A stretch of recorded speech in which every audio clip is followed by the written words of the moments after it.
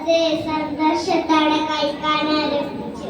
പെട്ടെന്ന് നബി തങ്ങൾ ആരും ഇത് ഭക്ഷിക്കരുത്, എല്ലാവരും കൈകൾ ഉയർത്തുക, ഇതിൽ വിഷം കലർത്തിയിട്ടുണ്ട് എന്ന് പറഞ്ഞു. എല്ലാവരും അത്ഭുതപ്പെട്ടു. നബി തങ്ങൾ ആ പെൺകുട്ടിയെ കൊണ്ടുവരാൻ പറഞ്ഞു.